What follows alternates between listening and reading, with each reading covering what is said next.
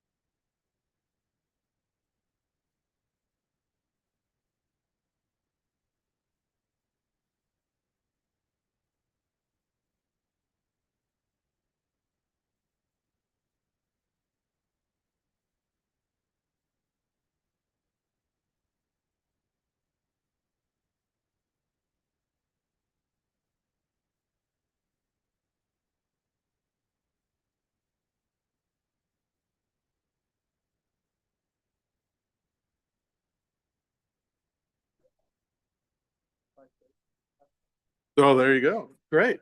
Well done. Okay, we will go ahead and reconvene the meeting. It's 5:28, Colin said. And we will make an announcement for closed session. We did, the board approved a purchase sale agreement at 305 Parkman Avenue in Los Angeles. And so we did take that action out of closed session. So in closed session. So thank you. All right. We're going to move on to the consent agenda now, 3.1 through 3.6. I'm going to ask to pull 3.1 out of the consent because I wasn't at the meeting, so I'll be abstaining on the minutes just for process sake. But I'll take a motion if we can take a motion to approve all of the consent items except for 3.1. Motion. Thank you, Michael. Second. Thank you, Geronimo. All in favor of those without 3.1? Aye. Aye. Okay, any opposed? I've seen none. That carries unanimously. Okay, now we will take 3.1. I'll take a motion on 3.1 for the minutes. Motion. Thank you. Second. Thank you, Geronimo. All in favor of the approval of the minutes? Aye. Aye. Okay, and I will abstain. I see no opposition, so 3-0-1. Okay, now moving forward to the 4 information discussion sessions. My understanding is that we're going to go ahead and move forward with the 4.2. Yeah, 4.2, the principal reports. In front of 4.1, we'll come back to that later. And so thank you again. I always like to just thank the principals for taking the time to get those reports to us.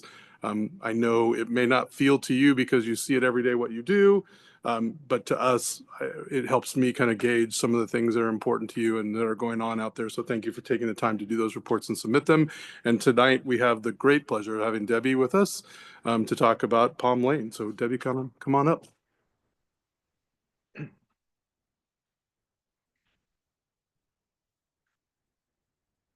All right. Well, good evening, board members, Dr. Felch, Ms. Amaya, and everybody here today.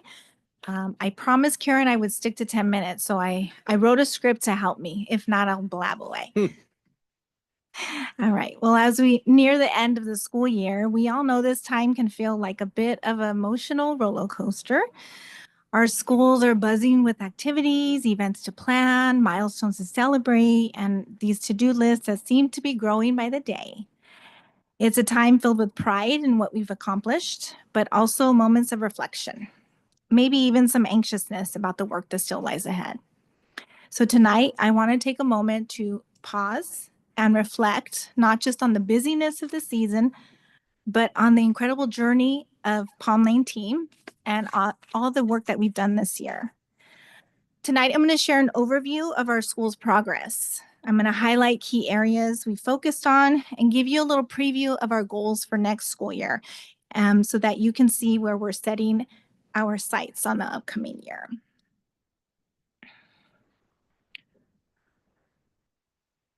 I'm told to look. One of the most important indicators of our progress this year has been our iReady diagnostic data. These results are more than just numbers. They represent the hard work of our students, the commitment of our teachers and staff, and the growing culture of data-driven decision-making that we're building at Palm Lane. Fostering a truly data-informed school community does not happen overnight. It takes consistent effort, collaboration, and trust. It means aligning our instructional practices, professional development, and interventions around what the data tells us our students need most. I'm proud to say that this year we made notable gains, and even more proud of the shared mindset that's taking root across our campus. The results you see tonight are a reflection of that collective growth and intentionality behind strategic planning since the merge with Vista.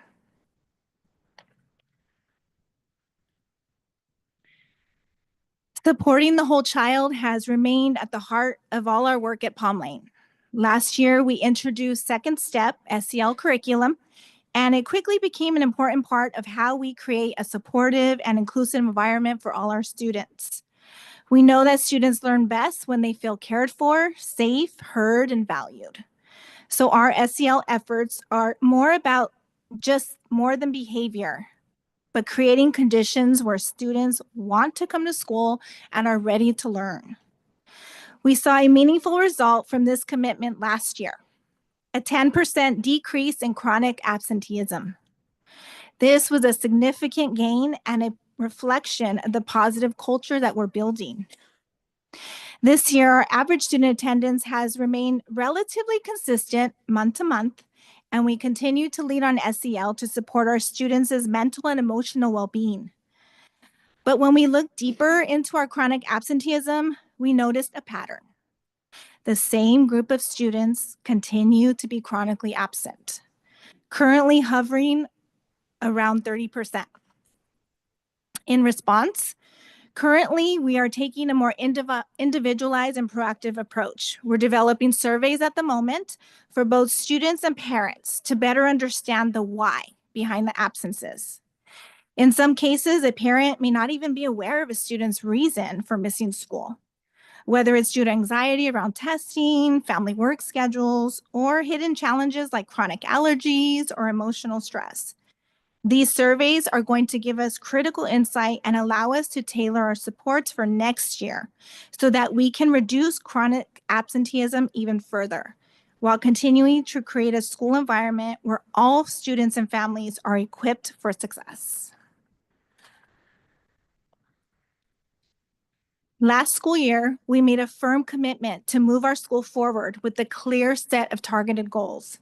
We focused on key priorities: fostering a data-driven culture to support academic achievement, implementing our curriculum with fidelity, strengthening partnerships with family and the broader community, as well as creating more opportunities for our students to build global competency and expand their view of the world. These goals were not just initiatives. They have become the foundation of how we approach every decision, every classroom, every conversation. This school year, we didn't just maintain these goals, we did them better. We deepened our efforts, we enhanced our practices, and we built momentum. The progress you've seen this school year is a direct result of that consistent, intentional focus across our entire school community. This year, we believe our academic growth is a direct result of adopting research-based practices recommended by our iReady partners. They included increased student ownership of their learning through student data chats, family data chats, and consistent weekly progress monitoring. We also implemented a strong small group instructional model, which allowed for very targeted daily support to students with specific needs. Additionally, our Time Magazine subscription, as well as our classroom libraries, provided students with rich print-based content and real-world connections that sparked meaningful conversations and deeper learning. Ongoing data monitoring by all staff ensured that instruction remained responsive and student-centered throughout the school year. This year, we also remain committed to transforming the school experience. I've always told my staff, I want Palm Lane to feel like Walmart. I want my families to feel that everything they need could be found here, whether it's through our partnership with Mary's Kitchen and feeding our families, whether it's through providing fun activities like our family literacy night, our math literacy night, our global project showcase. We want our events to be tailored towards academic performance and to making sure that we are allowing our families opportunities to engage with what their students are learning. This year, we have our first cheerleading team, which was very exciting. It was a goal we set and we made it happen. We continued our partnership with our Cub Scouts, our robotics, and our broadcasting teams. And this year we set a goal to have our first yearbook, which is currently in print. This year, we made a strong and intentional commitment to strengthen partnerships with families, local organizations, and community leaders. And as a result of these efforts, our students experienced enriched learning opportunities, mentorship, and real-world experiences that extended beyond the classroom. And this is just a few of the partnerships that we were able to sustain this year. This year, each grade level at Palm Lane also participated in a global project focused on real-world issues identified by the United Nations. Students researched a global problem, they developed a plan of action, and in trimester 3, they put their plan into action. Some of the projects including recording public service announcements, fundraising, partnering with nonprofit organizations, and creating resources for educational partners. Just last Friday, we hosted our global showcase showcase where students welcome families to campus and proudly share their work. This is just one example of how we're inspiring students to be agents of change, making a positive impact in our community. So last Friday, we had our families attending our showcase. Today, for your viewing, I just brought a pamphlet that each of our guests need. All of our classrooms were open so that everybody can appreciate all the work of our students, not just the students in which their children were in. And then just looking ahead, as we look ahead to the upcoming year, we're really excited to build on this year's momentum with a strong focus on growth, student engagement, and community connection. I'd like to highlight just a few key goals that we believe will bring meaningful learning experiences to our students. We will be partnering with a nonprofit organization called Jazz Empowers, and this will allow students to gain access to musical instruments. It will allow them to nurture their creativity, develop confidence, and instill a lifelong love of music. We will also be launching a school newspaper club in which the writers and editors will be our 4th through 6th grade students. This will help to strengthen their writing, communication, and develop teamwork skills. Our newspaper will be published each trimester. We will expand student involvement within the community. We will have a school service hour initiative that we are going to be rolling out in our 4th through 6th grades. We really want our students to develop leadership, civic responsibility through that hands-on community engagement. We're also going to be increasing targeted staff who are going to be targeting support to our English learners, as well as our newcomers, which we have seen an increase in recent years. We are also going to be enhancing collaboration across all of our teams, especially with the adoption of our new curriculum. We know that we cannot work in silos, so we want to make sure we are providing collaboration between our gen ed teachers, as well as including our classified staff in planning and instruction to ensure our students are receiving that differentiated support. Finally, we're thrilled to share we are going to have our full-time school counselor, which we know is going to be a significant step forward in supporting the emotional wealth of our students. We had a 2-week period in which we were accepting applications, and we neared 70. So we got a lot of work to be done to make sure that we are finding the perfect counselor for our school. Increased enrollment and partnerships. So we know enrollment is a lifeline of our school. And so this year, we really try to look at data and to see where are the holes, where are the gaps, how can we make our voice heard, not just within our own school, but within the community. So we are working alongside our partners as well as our community coordinators to increase our visibility within the community. So we believe that by, having our students do service project out in the community, by attending community hosted events, we are going to be able to make those touch points with prospective families. We're going to bring our parents involved in these conversations because their testimony is really the most crucial to promoting our school, as well as an increase in our social media. And then lastly, you all know this is testing season. So this year we really committed to making sure we eased our students' anxiety. We wanted to really message to them, this was really an opportunity to celebrate their learning. So we partnered up our younger grades with our older grades, and they have made posters for them to just, root them on and to cheer them on. And so we're really excited, and we believe that the data we see is going to be reflected at the beginning of next school year. Thank you.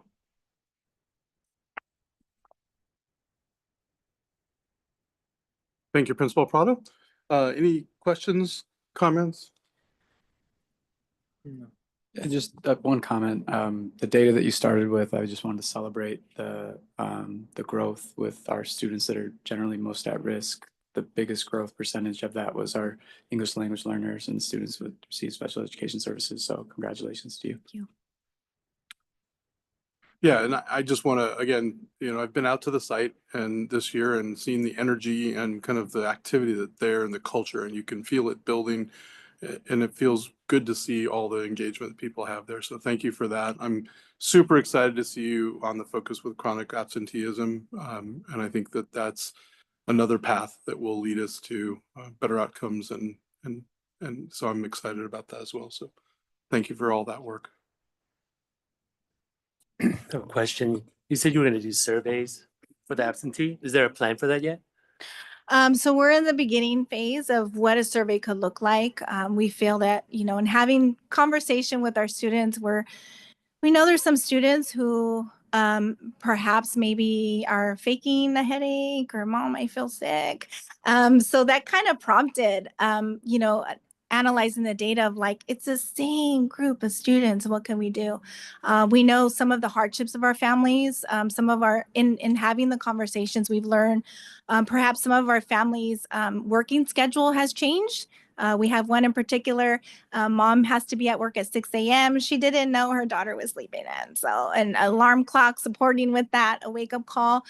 These are the individual conversations we're hoping to have, and really just taking a pulse of our students. Why are they feeling this way? Perhaps if they are making this choice of not to come to school. These are the honest conversations we want to have. Okay, so it sounds like you're having the survey with the students and the parents. Yeah, so we want to have an individual student survey where they feel safe to complete it honestly and openly, and then a family survey. We know sometimes if we engage with families, sometimes they're embarrassed or shy, to really engage with us and maybe be transparent with some of the hardships that they're having. And so we're hoping that an anonymous survey can give us more accurate data. Yeah, I agree. Mhm. So based on the data-driven analysis, how do you determine when you're going to take the survey? We are on a crunch schedule, so we would love to get this survey this year so that we can use this survey to drive planning for next school year. Each school year in August, we have an orientation. And so part of, driving change is really having these open conversations and really showing the families, this is what our student population had to say. Because we know that not all of our students feel comfortable enough to have these open conversations with families. So we're hoping by allowing it to be anonymous will give us, a little more nitty gritty, as to the whys. Mm-hmm. Okay. So I was curious, if you start the school year and the absentee rate's really high, are you going to do the survey then, or do you wait till the end of the school year? Well, right now our team is just talking about it. What's the best way? I think I'd like to get started with something now. However, I do believe we've been reflecting on it's really important to get that data throughout the school year, not just a one time at the end of the year. Oh, why weren't you here this year, when it's already kind of too late to intervene and put those actions into plan. So I think per trimester will give us a good gauge. We know what months the flu seasons come. But we also know that looking at our specific families, it's the same families. So we kind of want to target them and have those conversations. Yeah, I think it's based on the data-driven analysis, right? We Mhm. talk about design, execution, monitoring. So if you can monitor more frequently, then you can address it up front. So I think the more frequently you do the monitoring or the survey, Mm-hmm. then it's going to give you input and then help the students out. Absolutely. Great. Okay. Thank you. Thank you so much.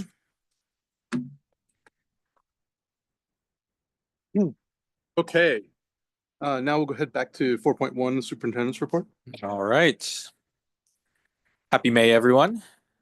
We are going to start out with some well-deserved celebrations and recognitions.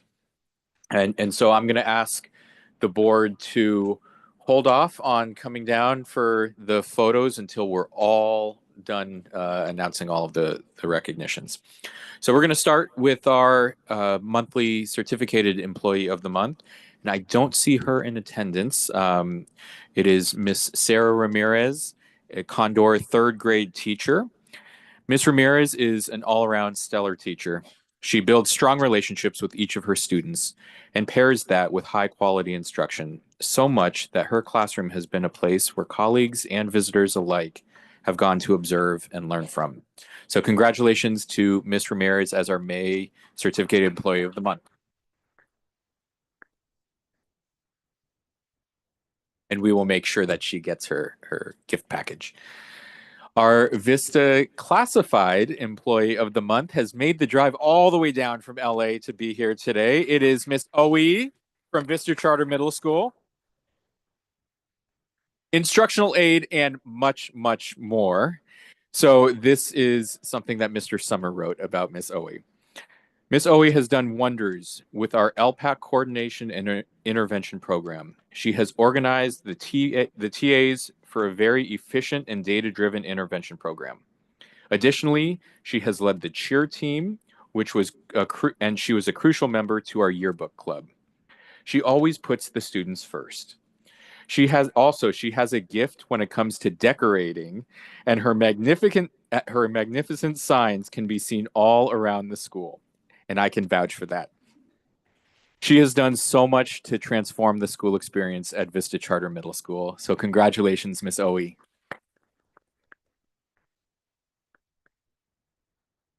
And our parent or supporter of the month is Miss Christina Flores, who is a Condor parent and our PTO president. So Ms. Flores founded Padres Unidos de Vista, the first ever parent-teacher organization, or PTO, in Vista's history. As the PTO's founder and president, Ms. Flores has organized fundraisers, spring festival, teacher appreciation events, and much, much more to give back to the school and help parents and engage other parents in giving back to the school. Ms. Flores is looked up to by many other parents as a leader in the community, and she works tirelessly to make sure the school experience is well-rounded and unforgettable. So congratulations, Ms. Flores.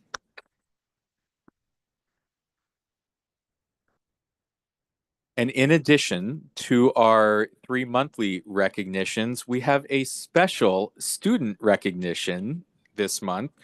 And this is it's not our, it is one of Orange County's Athletes of the Year.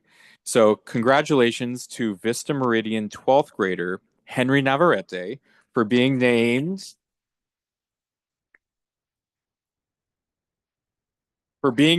the 2025 Orange County Athletic Directors Association Western Conference Male Athlete of the Year. That's an incredible achievement for an incredible young man. And on a personal note, I am extremely proud of Henry because I was his principal back in middle school. I remember little 6th grade Henry coming into Vista Heritage, and now he is grown up and going to be graduating in 3 weeks from today. And Henry is going to be attending Chapman University this fall on a full scholarship.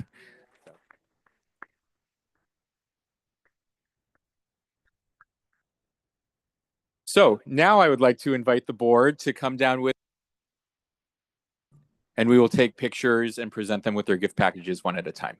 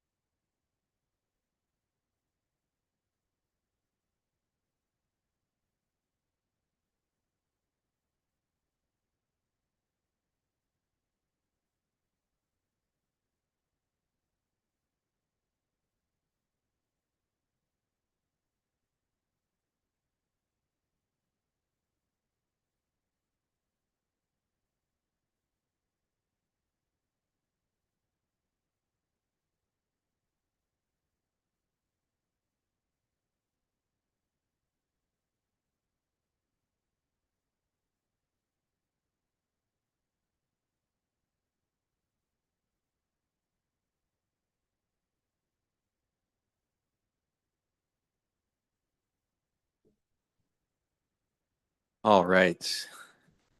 That warms my heart. Okay, moving on to the rest of the superintendent's report. Enrollment has remained stable, just one less student from Heritage, but from the last board meeting, but that was just 2 weeks ago. Other than that, has remained the same. Looking at next year's enrollment, you can see that even in just 2 weeks, each of our schools have increased the number of newly enrolled students for next year. Horizon has increased 9 students, Vista Charter Middle 14, Palm Lane an additional 7 students, Vista Condor another 18 students, Vista Heritage another 6 students. Vista Meridian, we had more of an influx of matriculating 8th graders. So 48 students going into next year, and Vista Lago another 10 students. So we are continuing to progress. I feel cautiously optimistic about each of our schools, and as we get into the rest of May, June, July, and August, we're about 3 months out from the next school year. So it's really getting into crunch time when we talk about enrollment, but so far, especially when you look at where we were last year, we're looking pretty good. We also just about a week ago received our oversight reports for Vista Condor, Vista Heritage, and Vista Meridian. It's always good not to have surprises when you get the oversight reports, and so that's also very validating that we are on top of the great things that are going on, and we're going to continue those, but also we have already identified the areas of need. And so there really wasn't anything surprising. If the board would like to see those, I'm happy to share each of those reports with the board. But some of the highlights, I do want to share just a few highlights. At Vista Condor specifically, and this is last year in the 23-24 school year, students with disabilities outperformed the state average in both math and ELA. So students with disabilities at Vista Condor outperformed the state average. Congratulations, Miss Alessandra and the Condor team. Also, Condor and Heritage have demonstrated the highest performance level over the last 2 years on the California State dashboard for suspension rates. Can't get any better than 0%. So again, congratulations on that. And really, for Vista Meridian, wanted to highlight the dual enrollment opportunities, and OCDE really wanted to emphasize that. That's a huge bonus for our students, and that also helps segue into the next part of the superintendent's report, which is our end of year class of 2025 early college data. So for Henry and his peers, the first graduating class at Vista Meridian, all in all, they have earned or they have completed 145 college courses with a C- or better, and that has resulted in a total of 406 college units before they have graduated high school. So congratulations to the Vista Meridian team on that.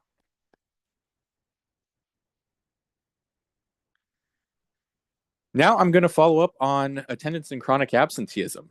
So that's something that we have been discussing, really diving into over the past few months. And so thank you to Mr. Z, our database administrator, for pulling the chronic absenteeism rates at not only our schools, but each of the surrounding schools that serve the same age and the same demographic. So as the board can see in the superintendent's report, if we go through each school, you will see where each school landed on the dashboard, and this is based on last year's data. We do not yet have access to each surrounding school's data for this year, but last year Palm Lane was on the high end of the surrounding schools. It has improved slightly, but as you heard from Ms. Prado, we definitely have work to do, and we'll be focusing on that. Vista Condor was right in the middle of the surrounding schools, and actually within a 0.5 percentage point of Santa Ana Unified as a whole. So it is very, very similar to the surrounding schools. Vista Heritage was on the high end last year, but the good news is if you look at this year's chronic absenteeism at Heritage, it has decreased fairly significantly. So if you were to look at where they would be this year, it would be in the, I would say, 60th percentile of those surrounding schools. Vista Meridian is a unique one. So their chronic absenteeism rate was better last year than this year. Last year it was middle of the pack, although some of the ones that they're comparing to are also continuation schools, so it's not necessarily comparing apples to apples there. But they have the chronic absenteeism rate this year has increased, and it definitely is something that we are looking into more. So that one was better last year, and fairly close to some of the other surrounding high schools. Vista Horizon, though, Vista Horizon is leading the way, not only at Vista, but also in the surrounding community in Los Angeles. Last year, of the surrounding schools, they had the best chronic absenteeism rate, and they're replicating it this year. They're within a percentage point of where they were last year. So congratulations to Mr. Benavides and the Horizon team on continuing that. And then lastly, Vista Charter Middle School is on the high end of their surrounding schools. Similar to Heritage, it has improved. So if they would be comparable to a number of the other schools that you see there if those other schools remain the same. So those are the chronic absenteeism rates as of last year, at least. And we're going to finish off with a few more celebrations. So a week ago, Vista Meridian had its first ever senior portfolio presentations. And as someone who has participated in a number of senior portfolios and sat on panels, I was extremely impressed. For a high school that is doing this for the first year, it was very comparable to schools that have been doing this for 10 to 20 years. And so I want to publicly recognize Dr. Real, who has been really leading this process and building it from the ground up, and the entire Vista Meridian team, and especially the 12th graders, for really rising to the occasion. And I have to say the best is yet to come. Even though this year was great, we're only going to build on it more and more. And I was talking with Mr. Prano and Miss Young, and they already have plans for next year about how to get going and really build on this. This building also was used for more than just board meetings and central office work. About a week and a half, 2 weeks ago, we had our inaugural Vista Meridian prom here at Vista Meridian, and it was a perfect location. It was amazing how they completely transformed it into such a beautiful space, and from all accounts, the students and the staff who were there just had a blast, and everybody was very responsible. So that's also good too. And in 2 weeks, we have another dance here. We have Miss Flores is leading the PTO Dance with a Loved One. So Vista Condor and Vista Heritage are also doing a dance here in 2 weeks. So very excited for that. And lastly, very, very good news. So a week and a half ago, the California State Board of Education approved the community school implementation grants, the cohort 4. This is the last cohort of the community schools grants, and all of our schools, all of our existing schools received the grants, and that in total combined from all of our schools was $6.65 million.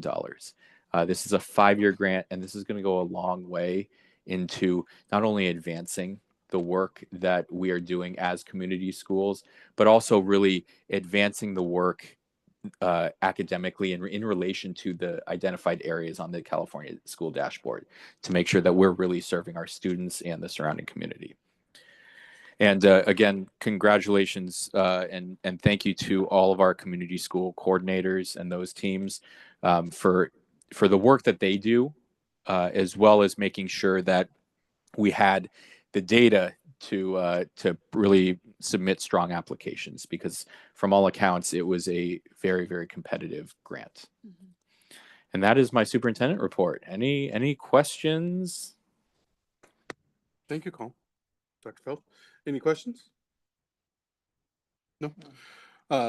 Just overall comments. The community grant, I mean, that's a very important funding source that will allow us to do a lot of great community work as well as the rest of the work that you're doing. So I'm excited to hear that. And I will take one more chance at the underscoring the chronic absenteeism report. Seeing the data is very great. Thank you for putting that together. And I'm super excited that the organization is focusing on that. I do go through the board agendas, and I saw that, we actually made progress on chronic absenteeism rates over the last couple of weeks even, which just means that people are attending at a little higher level and some of your students are staying in school. And so you are making some progress at all of your schools and our schools, and I appreciate the work going there. And I think it will be something that I will continue to be super excited to see your progress on.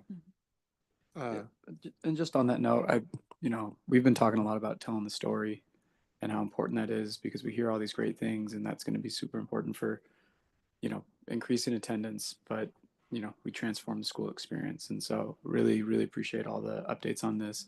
I will say that survey that they're talking about, that they're doing at Palm Lane, something to maybe consider thinking about org-wide, because that data is great, whether you are at a 10%, right, chronic absenteeism, or 34%. And it wouldn't be a one size fits all to how we're going to address it, but having that data to inform our, the work for our principals, right, and to share with our families, I think would be something to explore. Thanks, Michael. All right, great. So with that, I will move us on to 4.3? Icon financial report. Arturo is already set up, ready to go. Let the grilling begin. Oh, sorry. Good evening, board members, Dr. Felch, Ms. Amaya, staff, and families. Today, we're going to go over the 25-26 draft budgets. So they're about 90% done. We're still doing some final tweaks, but gives you an idea of kind of where they're looking for each of the schools. So starting off with Vista Charter Middle School. Am I handling it? Oh, sorry. All right, there we go. So the goal for Vista Charter Middle School is 390 enrollment at 93% ADA. And you'll see me talk about the ADA percentage because we are fluctuating it for each school depending on what they did over the last 2 years. So that's an increase of about 20 ADA points, which is driving another about $400,000 in LCFF funding. And you'll see this across all schools, our federal funds are coming down next year, and that's due to the fact that ESSER funding is obsolete and gone. So you'll see that difference. For other state revenues, you do see a nice bump there, and that's the Community Schools Implementation Grant that Dr. Felch just talked about, as well as a little additional ELOP for the middle school. So overall, revenues are up about $610,000. On the expenditure side, we are adding positions based off of that community school funding, as well as the regular increases to teachers and staff members. On the classified side, we're adding about 3 additional intervention aides at the middle school. And so those increases on the salaries are the increases on the benefits. For books and supplies, it's pretty similar to where we're at this year, even with the growth in enrollment. And that's mainly we've been able to get some updated quotes for textbooks, et cetera, and it's kind of aligned with where they've been at for the past year or so. On the 5000 series, you do see a slight reduction, and that's primarily due to the fact that they had summer ESSER funding and expenditures over the last year that are no longer there. That's about 50,000. So overall, you still saw a little bit of an increase, but as a general, it came down for the middle school. So net income is 296,000 for unrestricted, but that's because we are utilizing more of their learning recovery funds. So without learning recovery funds, it's about $71,000. So Those funds are supporting a couple of positions, primarily their intervention coordinator and one of their behavioral interventionists at the middle school. For Vista Heritage, so their goal is 400 enrollment at 93% ADA, so 372 overall, and that's a growth of about 27 ADA points. That's about 550,000 for in LCFF revenue. Again, you see that reduction on the ESSER side for federal funds. Other state revenue, the increase. So that's community schools, and for Heritage, because they have a nice growth in enrollment, they have a higher bump in SB 740. So that helps towards their facilities funding about another $40,000 to $50,000 there. Other local revenues, those did come down a bit because they had a big payout from the bond payment. So that's out for next year. So that's why you see that reduction. But overall revenues are up about $700,000. On the expenditure side, we are adding a couple of teachers, so 2 new teachers. You see a reduction in classified, but it's really a movement of that expenditure. So as you've talked about the last couple of board meetings, transportation and some items are moving to the central office, and so that's going to be charged differently. So that you'll see that represented in the 5,000 series, and you see that growth there for the CMO portion and the transportation fee. Benefits are up a bit based primarily on the included teachers. And then on the 4,000 series, you do see an increase for textbooks and on nutrition as well. Overall, though, net income is about 204,000, so it's in a healthy spot, and that's before learning recovery. So they're about another $100,000 in learning recovery. So unrestricted is going to be about 300,000 for Vista Heritage. Vista Condor, so their goal is 385 at 92% ADA, so a little bit lower. But because they're an elementary school and they have TK and kinder or high numbers, there's some additional funding for that. So their increase is about 600,000 in LCFF. Broken record, again, lower federal revenue due to the ESSER. So other state, the community schools will be supporting that. So that's that growth there. And then you do see local revenues went up, and that's the CMO rent. So this year, if you remember, for this portion of the facility, they were doing rent from January through June. Next year is the full year. So you do see that reflected in local revenues. The same was for Heritage, but the payment from the bond kind of was higher than that increase. So that's why you saw the negative number there overall. So revenues increased about 814,000 when you look on the expenditure side. So we have community school support.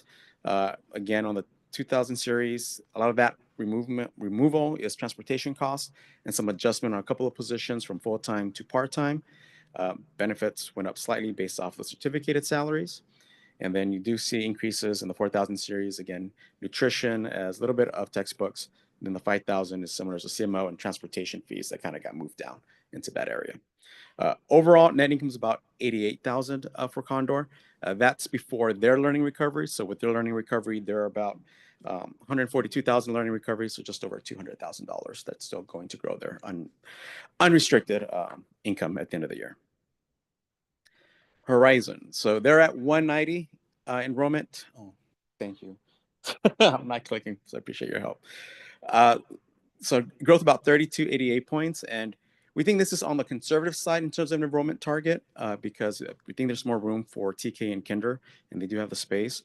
So LCFF is up about 580,000. They're federal because they were a smaller school. They had smaller ESSER funds, so their change in ESSER is really negligent. So you do see a bump. Portion of that is nutrition. And then community schools, is there an increase there for other state revenues? And then in LA, you see the spend number in other local revenues versus in other state. So that growth in other local revenues there is driven by the SPED funding that they get. That's fed through LAUSD. That's 697.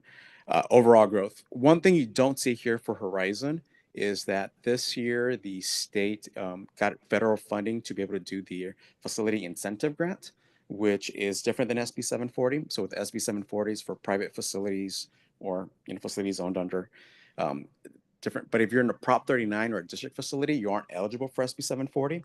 But for the incentive grant, you are. It's a 3-year grant. The grant just opened up this week, or actually last week.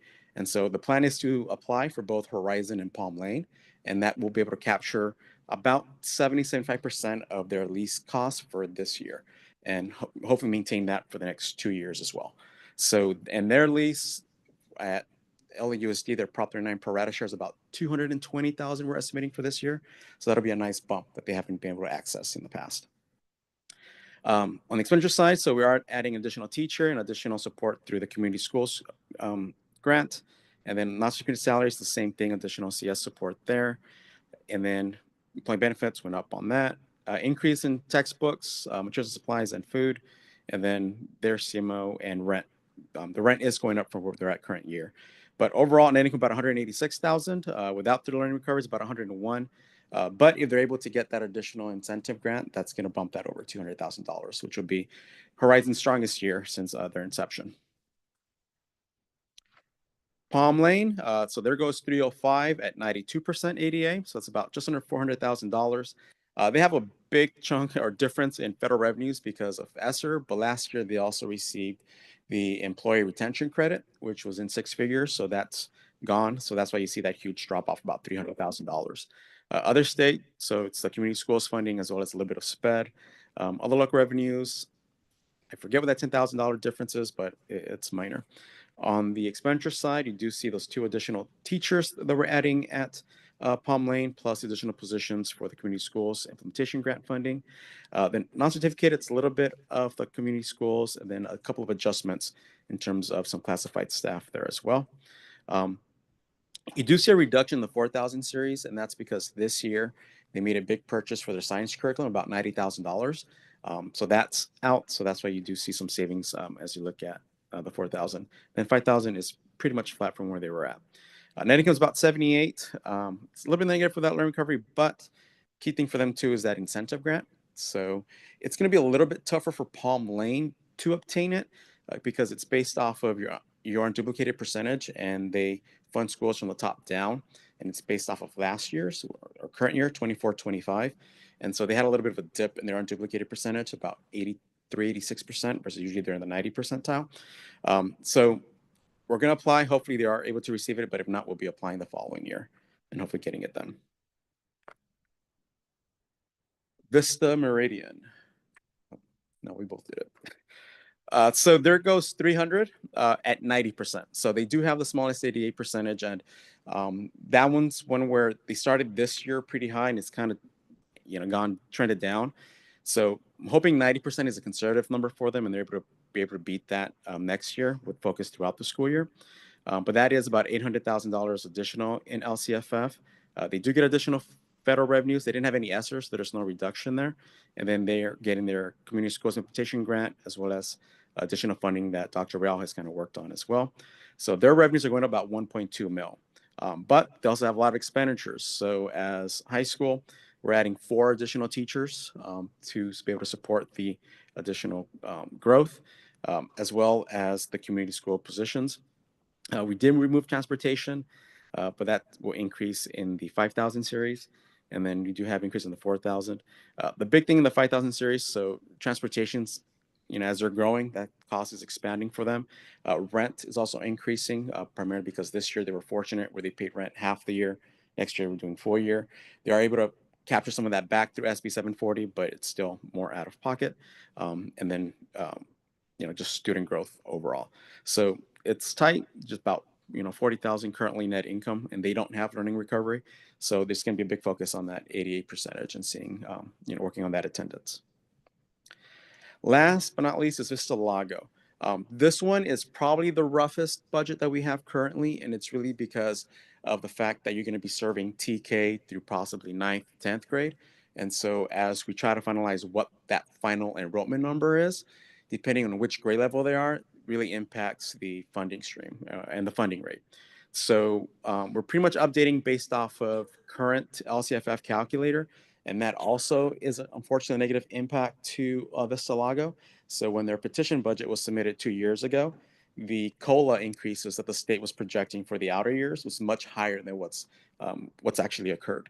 So that's why you see that difference in the LCFF. They're about $84,000. That's all driven by COLA. Federal revenues, the lunch reimbursements kind of a bit, and you're guaranteed funding for lunch, so that's kind of gone up. And then we kept everything else pretty much flat. You see some adjustments. The decrease you see in certificated salaries is because what was projected as their percentage of district salaries, and some of that's adjusted from like the 1,000 series to the 2,000 series, versus the petition budget kind of captured all in the 1,000 series. But the CMO does have positions in both. You see the nutrition kind of also offsets with additional cost in nutrition, but it's tight. So you're about 13,000, primarily driven by the fact that COLA is a lot lower. And, you know, this ADA is probably, it's at 95% because that's what was in your budget. So there's, you know, that's the toughest one, I think, to maintain. So we'll be keeping an eye on this. And then as we get closer to what that enrollment number breakdown looks like, you know, we'll bring that back to see what the final funding numbers appear. But as you know, first year is always the toughest year for any school. So, you know, it's aligned to where that should be. Okay, that was a lot. Any questions on that portion now before we go through? Okay. Couple questions. Yep. First, I don't know if we did this, but could you just remind me the process for the draft budgets to take how you formulated, staff's formulated the draft budgets and where we are now? And ultimately, I think there was a moment where we will actually have to approve these budgets.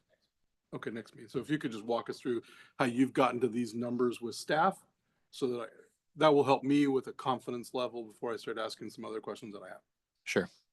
So throughout the spring, between Arturo, principals, myself, we come together, we discuss enrollment projections, we discuss what staffing would be needed at those enrollment projections, and then really based on those two items, a few other things, really start to put together the draft of this budget. And then based on, for example, the first version of the drafts, we might need to make some tweaks if we might come back and say, oh, that's overstaffed, we're in the red. Then we start to make adjustments to come to the draft that we're presenting here. And then at the next board meeting in June is when the board will approve the draft, or not the draft, the budgets for each school. Do you want to add anything, Arturo? Yeah, so the big thing is focusing on what enrollment looks like. Well, it seems reasonable. So that's one that we've adjusted quite a bit, as well as the 88 percentage and staffing, as that's your biggest cost. So Dr. Foch is right on. We met with the principals, kind of what's their first kind of what staffing, what they want, what they need, what they, at the base, what, they need to survive, and kind of adjusted off of that. Okay. The second question I had is, it looks like all the ADA is scheduled to be up, right? In your numbers, which is a combination of enrollment and attendance rates. Yep. And so when I know that drives the budget, and it feels like in a declining enrollment environment where attendance is tough, that seeing attendance up at every one of the budgets would be something I would want to see if I was a principal who was then had to build expenditures past that. But is it realistic and is it true? And how confident are we that we're going to be able to hit these ADA numbers? And so I guess I'm just asking for some confidence level on that, because that's the ADA increase is primarily driven by enrollment, and we definitely feel a lot more confident in enrollment growing because of the historical enrollment trends, as well as what we've seen so far this year. The attendance portion of the ADA is primarily based on what we've seen so far, to make sure that we're trying to give as accurate and in many ways sometimes conservative estimates. So that way, as Arturo was mentioning, if anything, we will hopefully go above that and then receive extra funding. So each year in the last couple of years, like, your enrollment has grown, and it's always been here's target A, and that's where we started. And a lot of these are kind of we're more target C right now, because we do want to be conservative with what we submit as our initial budget, because some schools are tight. So it's kind of keeping that in mind. And then the 88 percentage, we're definitely more conservative this year than we have been in the past. So hopefully there's room there for improvement. Okay. Just two more quick questions. One is, it looks like thank goodness for the community schools grant, right? Because that, if you look at the net incomes versus your LCFs, you're seeing a lot of net income based on the fact that there's community service, the community schools grant, right? The question I have about the community schools grant is I assume that the money for the community schools grant is targeted into the grant. I haven't done enough of the research to kind of look at whether there's some flexibility or how, and let me say that differently, how the work that we do on an ongoing basis aligns with the grant and expenditure requirements. So majority of the net unrestricted income that the schools are going to maintain is driven by learning recovery funds. So the community school funds are supporting specific new positions that were illustrated in the budget for that grant. So learning recovery, there are some positions that we kind of use that as the backfill to ESSER funding that started those positions. So they do have another year, 2 years to either grow enrollment or decide what positions they want to maintain moving forward. But the unrestricted is being driven by learning recovery and not community schools right now. Okay, and then the last question is just, you mentioned the facilities, well, two more questions. Facilities implementation grant, the federal one. So is the budget for was it Palm Lane, there's the without LREBG? Learning recovery. Yep. Oh, that's without learning Yep. recovery. So Okay. the incentive grant is not inputting to either Horizon or Palm Lane. Okay, you So if haven't they're put it able in yet. to receive that grant, which we'll learn in August, then that'll be additional funding. Okay, Yeah. and then this SB 740, my understanding is that potentially the current proposal reduces SB 740. Would that reduce our percentage? So we always utilize like a 90% pro rata on what you could gain from SB 740 in the budgets, because that one is, if you're above 55%, you're going to get funding, and if more schools apply than there is funding, you all get cut. So we do have a conservative projection in there for SB 740 currently. For the percentage of what we will attain for dollar. Okay. Yep. And then I guess the last question is, so we approve this before June 30, which is the earliest day that the budget will arrive or be signed probably. Yep. So do we handle all that in the first interim then if there's a problem, or do we? So make in terms of adjustments? what we submit officially, we submit, the update at the first interim. In terms of what you'll see updates throughout the summer, because, at your July board meeting where enrollment is at, if we're on target, if we're above, we'll reflect those changes. If you're below, we'll reflect that as well, because we need to make, you'll need to make those decisions early on versus waiting till first interim in November, December timeframe. So Okay. you'll definitely see updates throughout the summer. Okay, thank you for all the answers to those. No problem. That's perfect. I don't have anything else on that. Go ahead and move Okay. on. Yes. The last is pretty simple. So it's just your outstanding checks for more than 50 days. And we'll send these out to the principals and the office managers tomorrow. There are a few more than there were last month, but still a low amount. And then your check registers as usual. So, and that's it. Thank you. Thank you. Thank you, Arturo. Great job. All right. Now we're moving on to action items. So we'll move on to 5.1, travel costs for the conferences, California Community Schools Empower and Charter Schools Conference in Orlando and CSBC. I will take a motion. Motion. Second. Okay, we have a motion and a second. Colin, do you have anything to add? Yeah, so the community schools conference, this would be to add 4 additional staff using some remaining community school planning grant funds that expires on June 30th of this year. The National Charter Schools Conference, that would be for Ms. Amaya and Ms. Ross to attend that and have a presence there. And then the CSDC conference, we have asked and have one administrator from each school, as well as some central administrative staff, to be present at CSDC. Great. Any discussion? Okay, move for a vote. All in favor? Aye. Aye. Any opposed? Okay, that motion carries 4-0. Moving on to 5.2, the VCPS homework policy. I will look for a motion for that. Aye, motion. A second. Swan, second. Sure. Thank you.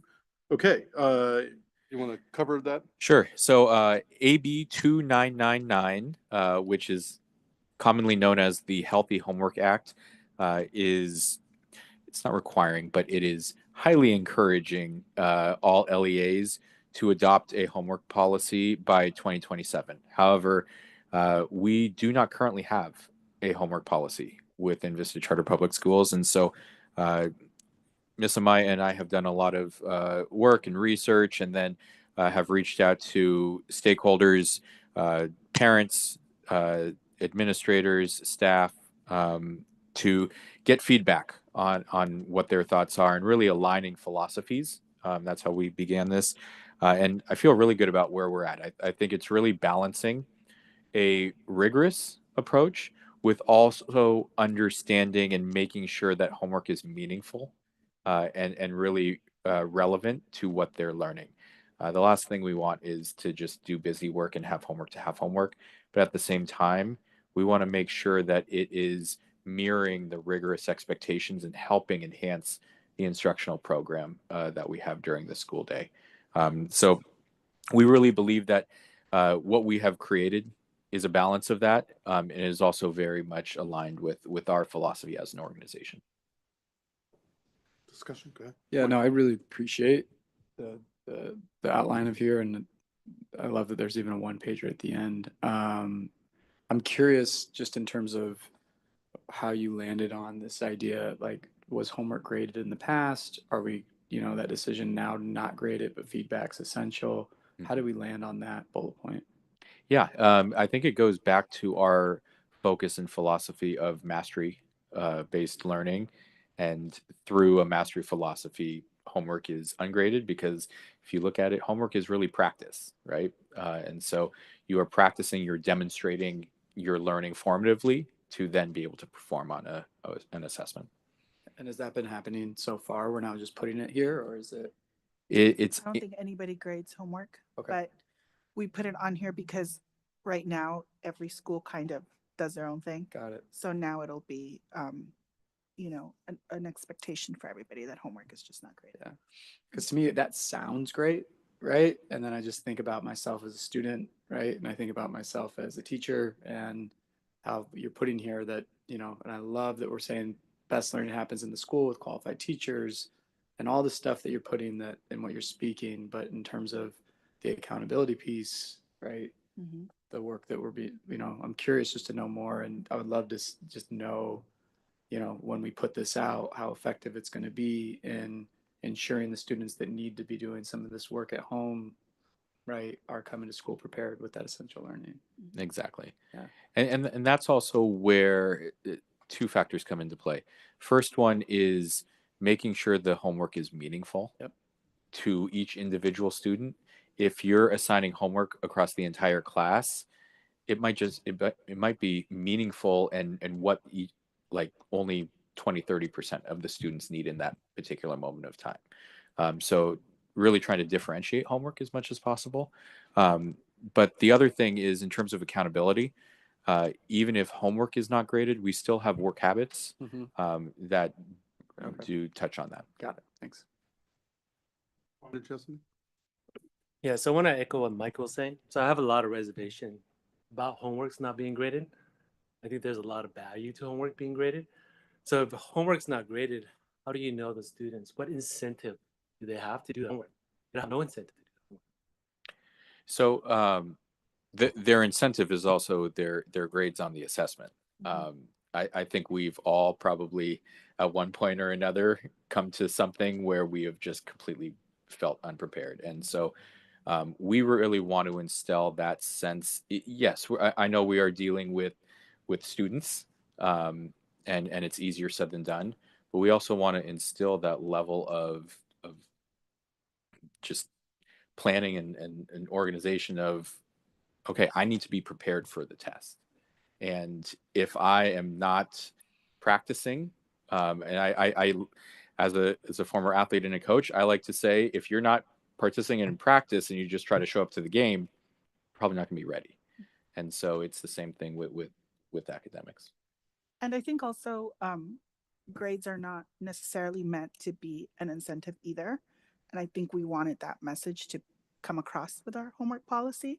The incentive is the learning, and we want learning, ultimately, we want learning to be the motivating factor for students. We know it isn't always, and we know that there's work to be done there. But again, the grading is really just an indicator of what a student knows at this point in time. It's not necessarily an indicator of, how they're going to do in the future or what they're going to excel at. It's just meant to measure learning at this point in time and inform the adults as to how we respond to what they know and what they don't. So the grade isn't necessarily intended to be an incentive either way. It's just a way for us to communicate what students know and what they need to continue to work on. Yeah, so I don't think we should penalize them, Mhm. with bad grades, right? But the grades also measure how well they're doing. Mhm. So you get that feedback, Mhm. right? And then you can help adjust. Mhm. I mean, I'd be more comfortable if we said if grading is a factor, right, in the homework, then it's a percentage of like the class grade. To me, Yep. then you can hold them accountable. Yeah, if I may too on this, I don't know if there's just like some way to be tracking, right, the effectiveness of the percentage of how like students are turning in their homework, the effectiveness. I think that's something that's going to be really important of Mhm. this, right? Whether because you guys have taken, I appreciate the fact that you said you've reached out to stakeholders, Mhm. you've talked to teachers, you've talked to families, you've created this, and so like I think we both are kind of in this alignment of like this sounds really great, right? But in terms of long-term support of what we're trying to reach of the goal, right? Like it would be great to know like how are we going to measure, Mhm. right? Like what is our current homework completion right now? Now we have this policy that we're trying to do across schools. Is there a way that we're ensuring that teachers are tracking completion of homework, right? And the effectiveness? Because I think to your point, again, you've already engaged with the stakeholders. I'm okay with the policy as is, just personally. I'm not saying everybody has to be. I have reservations, right, about that in terms of its Mhm. effectiveness. But in terms of, our fidelity as a board, right, I would really want to make sure that we're somehow Mhm. not creating this major lift on everybody, but ensuring that we're seeing the effects of like our students completing homework, which classes is it working, learning from that, because that's what we want to ensure, right? Is that we're putting a policy down because we're trying to say that we believe in this Mhm. and we want to make sure it's working. Yeah. And we're talking much more about accountability Yep. and work habits Yes, exactly. rather than academics. Yeah. Exactly. And I also, read it. oh, No, go well, ahead. just one other thing. Like, I think part of having a policy in place is also really us reflecting on what, you know, what it looks like at different grade levels and what's being done and how we're getting students to do it. Grading, or for example, feedback on a reading log, like having students read for so many minutes every night, is very different than like, I have this global project that's due tomorrow that I have to finish and I didn't finish it in class, so my teacher assigned it to me for homework. More than likely these projects were graded. I mean, I want to say they were. So taking this home for homework is very different and will also have a different weight than, some things that are just meant to be practice or that are meant to establish routine. So I think those are just the types of conversations that we really need to be having with our teams about, what we're grading, what we're making sure that that we provide students with feedback because we want them to continue to practice and we want them to improve. Yeah. When I read it, I had the same, when I read the bullet that talks about no grading, I had this reaction, right? But then I read the bullet below, right next to it, which says feedback is Mhm. super critical and feedback is going to be given on all homework. And when I read that, it made me at least feel more comfortable with what our goal is, which is to give the feedback. And so while I may not see a star or an A or a C, what I will see is some really critical feedback on here's where here's where you didn't perform well, and here's where you could perform better. Here's where your growth areas are. Here's where and so for me, that made it, that's I'm why glad you I pointed was that out. supportive Yeah. of the policy. Because that's extremely important. Homework without feedback is busy work, Mhm. because the whole point of homework is part of the feedback loop. So students know exactly how they're doing and what they need to continue to learn in. Go ahead. Yeah, but I'm still stuck on this, right? But I think like if there's intent, like a grade, then there's more effort, and so you get better feedback on the process. So just like in sports, you mentioned earlier, there's a difference between a D1 athlete and a D2 athlete and a D3 athlete. They train differently. They're gifted. So I think there's just, if I know there's a grade, I'm gonna put a lot more intent in making sure I do well.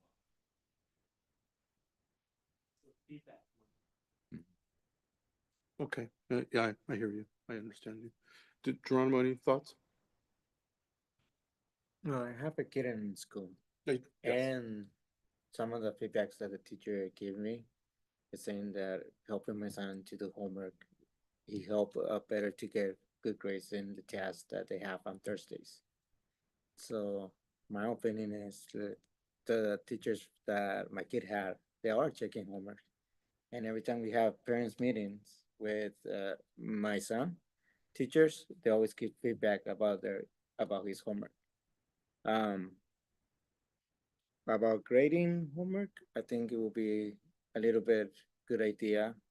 So parents will be more like on their kids to have to do their homework at the same time. To be a little more responsible, uh, their homework, their learning experience, and everything. That's my opinion. Okay. But your experience right now is that they're giving feedback to you, but they're not grading the homework now at I Palm think Lane. the teacher does grade the homework because every time my kid has a homework and he does something wrong on the homework, he always comes back the next day. Hey, the teacher told me that I did it wrong. You didn't know how to do it. Like, okay, let's do it together. So can you guys clarify feedback versus, I mean, I think there's this feedback versus, like, to me, grading is just this mark that says I'm A, B, C, but feedback is also, to me, grading. It's not a letter grade that gets recorded in a book that influences my overall grade in the class, but the feedback could be, in my understanding, would be something like, hey, you didn't do this math problem correctly. This is where you were making the mistake. You know, we're studying this, and so we want to make sure you understand the process so that you get to the right answer when you come to the assessment. That would be the feedback and maybe that's more detailed feedback that we're getting on the homework from the teachers, and that, but if you could kind of touch on how you see it, because I think that's where I'm hearing the hang up. Yeah, so think of feedback as much more qualitative, Mhm. and grading is quantitative. It's a mark in your grade book that is either going to positively or negatively affect the report card. Mhm. And that's what you were saying about the math problem, like teacher giving feedback on this is where you got tripped up. You know, let's work on how to do it. So if a student didn't learn it well, let's say on Tuesday, he's going to go home and get it wrong. And if it's graded, that's going to impact a grade. But if he gets it wrong on Tuesday night and teacher gives him feedback on Wednesday, and teacher uses the homework also to inform their own practice and how to better support the student, then that would probably increase the motivation for both teacher and student to improve and to do better, versus just, oh, this is wrong, let's give it a bad grade and let's move on. I Yeah. think that's kind of the intention behind the feedback. And if I may too, and think to the board, I think it might be important. I'm still learning. We're all fairly new to the board, right? But what I heard you say is mastery grading. Mhm. And so all of your schools, I'm safe to assume, are using mastery grading. And so we are not grading for work completion. We're Mhm. grading for whether you understand the learning, material. Mastery of ultimately. the standards. Mastery of the standards. And so I think that's kind of an important thing to understand. I still think that then you also spoke to this like work habits. Is that something that goes on a report card? Is that affected by Mhm. Yeah, doing? yeah. Right. So that's a mark. It's not Yep. an academic Not mark, academic. but it is a mark on Okay. the report card to, again, give feedback to the student and the parent of how they're doing, not necessarily academically, but also No. social, emotionally, and yeah, with their Yeah. work habits. And I just think I really appreciate your comments on this, Geronimo. Like, is that something that you've been seeing as effective for the work habits and the correlation, the connection it has to homework? Yes, Okay. because like I said, my kids, the teacher when they have the tests on, I believe it's on Thursdays, they have tests, math tests on Thursday. So if my kid gets it wrong, the teachers always let them work on it, whatever was wrong, in order to get a little bit better grade at it. Yep. And the teacher likes to help all the students there. And my son is so happy with their teacher because she always there helping them, saying, "Hey, let's do this. Got Let it. me help you. What's wrong?" Or when I don't know any questions about his homework, I will tell my son, we're gonna go early in school.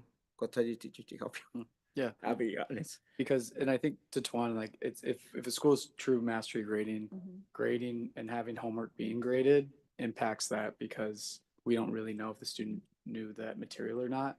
And so I do think that there is, and I think this is a really great discussion, Mhm. right, that we're having about what are we trying to really provide for our students and the habits. And so I appreciate the policy. I just think that I would like to know, like, how are we measuring that effectiveness of the completion? And if And, yeah, and if I could go ahead, Nebo, if you.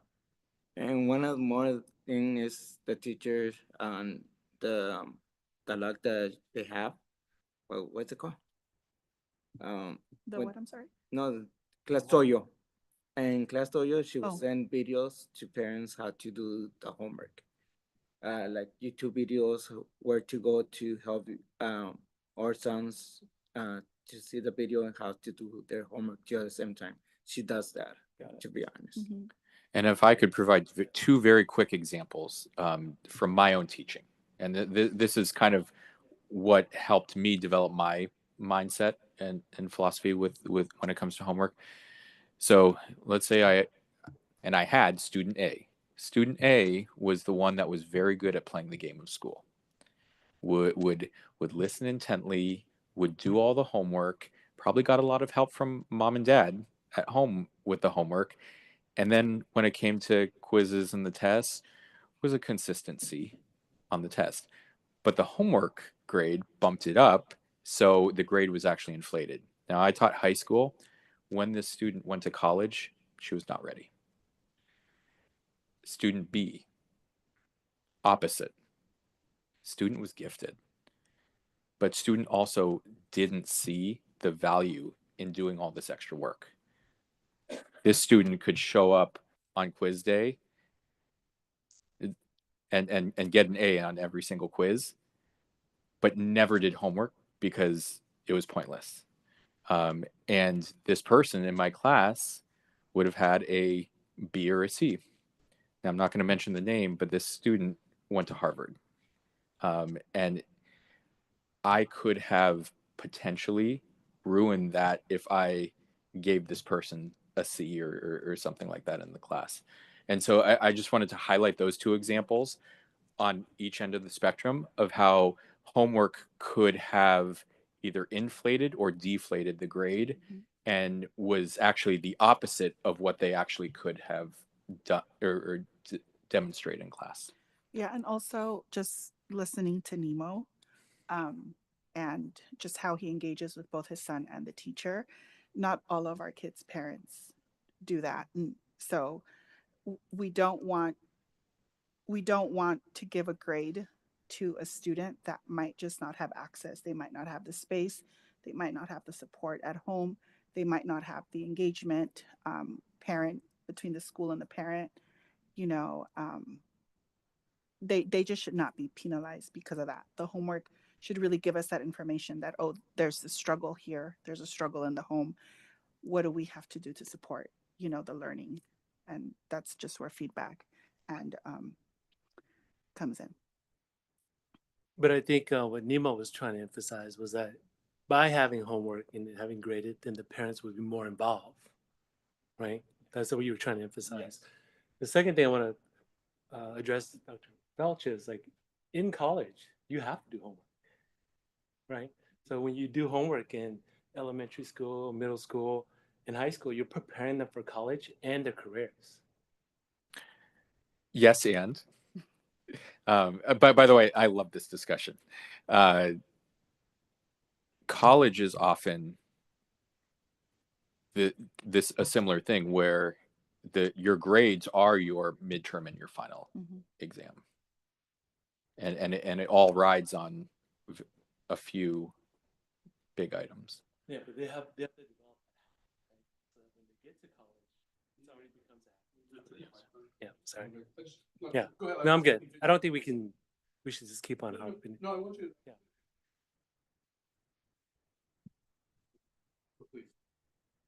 No, I was saying that it's a habit, right? So in college, you do your homework because you've developed that habit in elementary school, junior high, high school.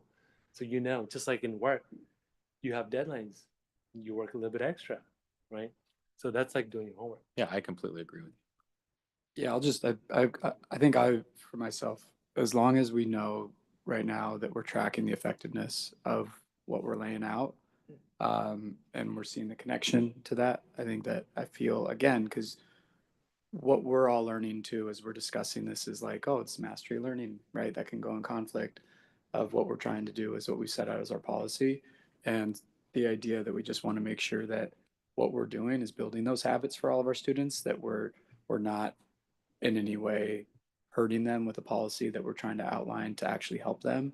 And so just making sure that we can bring that continuously back up to the board in terms of, because this is an important policy, right? In terms of what we're going to be laying out. And so for me, I think that's something I would like to see is making sure that, and again, that's hard, right? Because I work in schools, right? Like, how do we track that effectiveness if teachers aren't putting it in the grade book? Like, what is happening? How do we know that that's connected to that work habit, grade, those sorts of things? Because what we don't want to do also is make so much work on our teachers trying to figure out how do I track this in a way. You get what I'm trying to say? Right? Because I agree with all of your points, right? Everything that we're talking about right now in terms of preparation, in terms of mastery, in terms of ensuring that all of our students aren't being held, right, when they go home to different standards. But we want to be holding a high standard for all of our students, right? And homework, we all agree, is something that's very important. Okay, I want to kind of shift the conversation a little bit more to get to the decision on this. I guess I want to pick up really quickly on what Michael was saying, because I think it's important. What I'm hearing you say, and I'm adding a little bit to what I'm hearing you say, is that the implementation of this policy and is really important. And so what I'm also, I guess, saying as I think through this is, right now, as I understand it, we have no homework policy. We have nothing, which will eventually will draw us out of a compliance at some point, and I forget what the date is. But what I would suspect that also means, because we have no policy, is we have school implementation at a school level, which may or may not be consistent across our system, and that it may even not be consistent at that school, even if the principal has emphasized that it should be done a certain way. And so what I see this as is a policy that then moves us forward to where we can track implementation and continue to further move forward as to whether it's working, whether we need to implement harder, whether we need to provide better training for the teachers. And then I guess the last point I wanted to also tag on to that is that I also would believe that, I hope, and I want to make sure you guys believe this, that you're not, the homework policy not being graded in your eyes doesn't reduce the academic excellence and expectations that we have at our school sites. In fact, you believe that this policy increases the academic expectations of our students system-wide rather than reducing that. Is that right? Okay. So just for me, as speaking for me, that's what makes me comfortable about moving forward with this today as it's written. I think that for me, the dialogue is super important, and the way that the teachers provide that feedback and how they track whether homework was actually turned in, or, and are then able to articulate that to the principals and to the system so that we can support every student where they're at. To me, that's why I would want to approve it today. But that's just for me, I'm speaking, but other people might be in other places. Go ahead, Twan. No, like, I appreciate the thoughtfulness of the policy. Like, I read it through. I'm like, these are excellent points, right? And I do agree with Michael and Miles as well. It's how are you going to track the feedback? So that's the biggest challenge I have. And then so I would like to see, for me, like, how are you going to address that in the policy? Because stating that homework should not be graded is too absolute for me personally. Yeah, thank you for that. Okay. Geronimo, any additional comments before we kind of circle to this decision? Okay, so we have a motion to approve as written, Twan, and I think you were the second to that motion. So if you are not feeling that way, we should have you think about withdrawing your second and then either amend the motion, or we should move forward with the policy as written with some kind of direction back to the staff that they need to either implement what one approach would be they could bring us an implementation plan or procedure, we used to call them procedures. We had policies and then they have administrative type procedures of how they actually implement. And we could pass the policy as written with the motion and the second that we have on the table. And then we could have staff come back to us with a presentation or a procedure essentially of how they will implement it and track compliance with the policy being administered as written. Or we can write something into the policy or have them write something into the policy. So I just give you that option because you're the second right now. Yeah, I would withdraw my motion. You're going to withdraw your second. Okay. All right. So we have a motion with no second on the floor. We can either,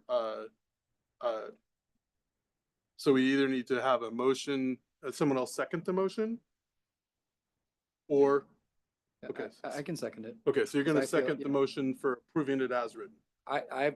To your second point, because the first time that we've done something like this, what you're Right. saying is I approve as written, as long as we come back to determine how we're gonna measure the effectiveness of this policy. Is that, would I understand you correctly? Yeah, and I think to do that, we probably have to take the whole motion off the table and have, well, if you're okay with Michael's second, the way that he's said it, we could amend your motion.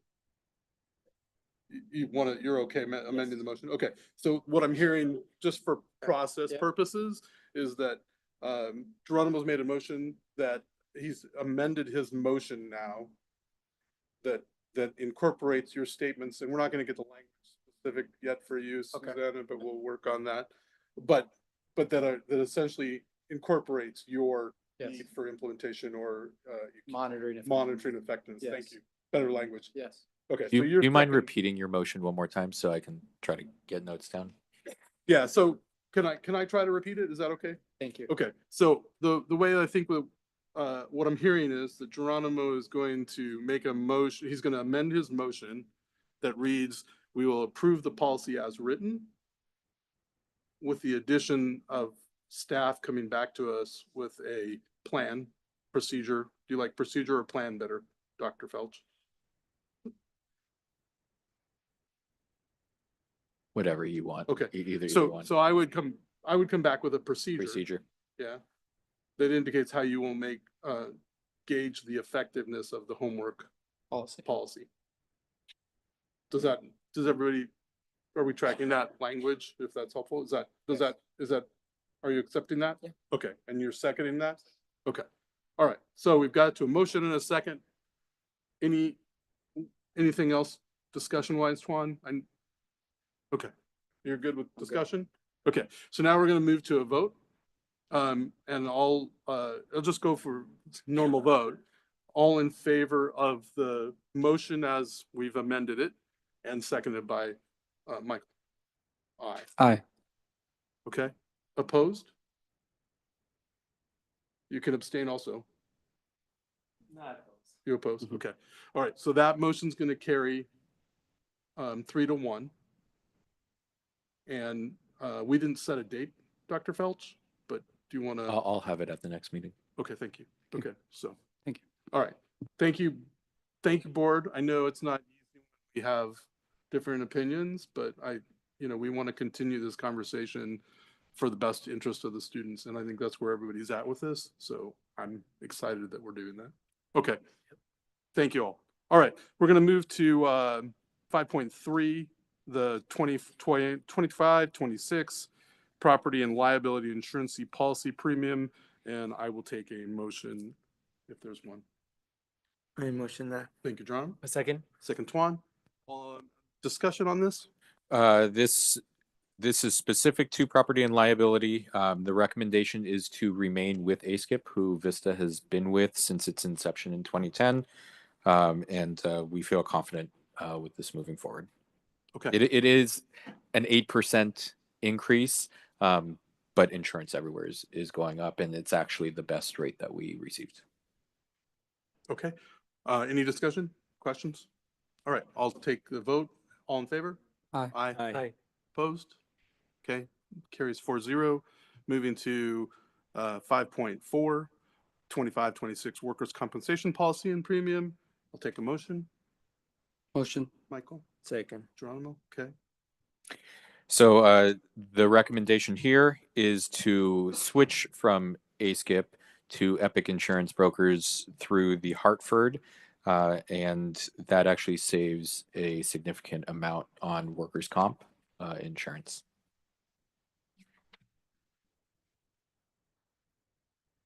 Okay, any questions, discussion?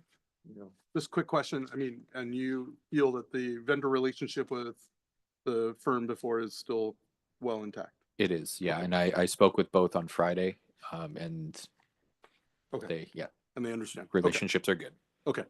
All right. All in favor? Aye. Aye. Aye. Any opposed?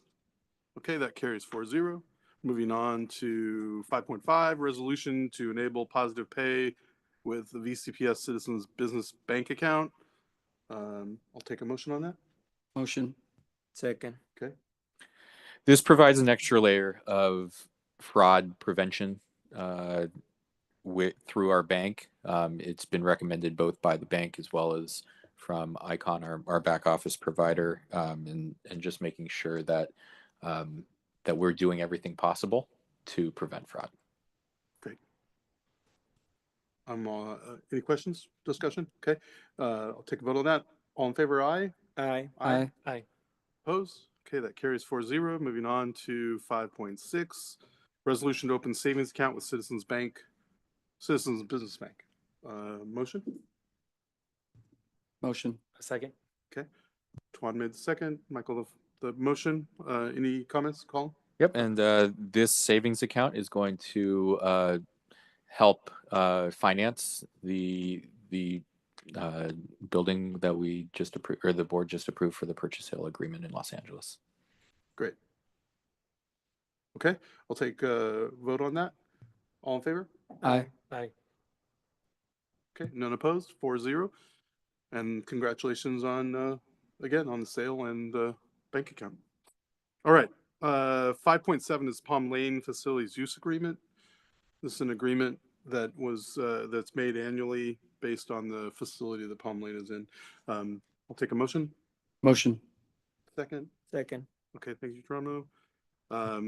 Any discussion? And this is in lieu of the Prop 39 process. Like you mentioned, this is something that, since we've been working with Palm Lane, is an annual occurrence. And so with us approving this, it will then go to the Anaheim Elementary School District Board for them to approve at their next board meeting. And it will continue Palm Lane at the same facility next year. Great. All in, any discussion? No? All in favor? Aye. Aye. Aye. Opposed? No? Okay, so that carries unanimously. Moving on to 5.8, collective LAUSD SELPA notification letter. This is a letter that notifies and gives the option to withdraw from the SELPA and move to a different SELPA. Any motion? I motion that. Thank you, Geronimo. Thanks, Tuan. Anything else to add? Yeah, just we're part of LAUSD's option 3, our two LA schools. And this is a part of a collective letter. All of the option 3 schools are signing on to this letter, and this just gives us the right, if we so choose, to exit the SELPA at the end of the 2025-26 school year, but it does not require us to do so. Yeah, and just for comment purposes, I'm glad to see that we're doing that. I think preserving our legal right on this is always good. It doesn't mean that we're going to move, and I would venture to guess we won't. But if we don't do it, then we can't, and that could be a problem at some point. So, okay, any discussion, comments? No. Okay, all in favor? Aye. Aye. Opposed? Okay, that carries 4-0. We are down to 5.9. Right? LA County Office of Ed Medi-Cal Reimbursement Program contract. I'll take a motion. I motion that. A second. Okay, Geronimo and then Tuan. And this program will reimburse Vista for billable administrative services provided to Medi-Cal eligible students in a school setting, including activities related to Medi-Cal outreach, enrollment, referral, and coordination of services provided by various staff members such as school psychologists, nurses, and counselors. And this agreement would be applicable to all Vista Charter Public Schools, not just the schools in Los Angeles. Great. Any questions? Just one question on this. Is this new? This a annual agreement or is this new? It's new. It's new. Mhm. Okay. Yeah. So we haven't been previously. Haven't done it before. Okay. Yeah. And do we have any idea what we expect revenue to look like? You know what? And Dr. Rial has been doing Okay. a lot that's- of, so that's yeah. okay. That's okay. Yeah, no, that's great. I'm glad that we're doing that. Okay. Any other questions, discussion? No? Okay, votes, all in favor? Aye. Aye. Opposed? Okay, carries 4-0. And now we are on to the section of board comments. So I will give my colleagues a couple minutes to, if they would like to share anything about, share anything for the meeting. Why don't I start on my right tonight? No, I really appreciated the discussion we had, and I also just want to name that, you know, the thoughtfulness that you guys are taking in terms of creating policies early, and in fact, even at the last board meeting, we talked about, you know, the cell phone policy that getting approved. I really appreciate the fact that you guys are looking ahead, and I think that's something as we as board members continue to need to learn more about how does this policy fit within our other policies? Because as we're discussing, right? And so just a comment for us as we're continuing this work, there's an appreciation for the work that you guys are doing, while also ensuring that we still continue to get onto sites to learn, to figure out how these policies fit within the greater academic policy in terms of what we were talking with homework, with our behavior policy. I think that I'm looking forward to that, and hopefully that's something that we can continue to do. So thank you. Great, thanks. What do I, Geronimo? No, No? I don't have any. Twan? No, I just want to say appreciate everything everybody's doing. You can clearly see there's improvement that's going on, right? And so as we keep on doing that, you want to see continuous improvement, and things are just going to keep getting better and better. And then one day it'll be great. So just really want to say thank you for all the hard work. All I want to say, I wanted to just say I missed you all at the last board meeting. I would be lying if I didn't tell you my destination was a little bit better than this. We missed you. But I too want to, I just want to continue to what Twan and Michael have said is I thank you all, staff, parents, community, students, of what's happening here at Vista is pretty exciting. And that doesn't mean that there aren't big, huge road bumps and sometimes walls and things you guys have to either blow through or climb over. But I am very excited about this board and the way that I feel like there's lots of good dialogue, but also a good understanding of the trust and faith that we have in the competencies of the staff and the operation that you all are running. So thank you for that, and thank you for all you do. And so I can tell you that with the closed session item has been withdrawn by staff. So we will not go into closed session tonight. So we'll move to the adjournment, and I guess I always hear that we don't need a motion, but I will look for a motion and a second to adjourn. I second. Twan and then Michael, and we vote to adjourn. Thank you all for being here. Thank you. Have a great night.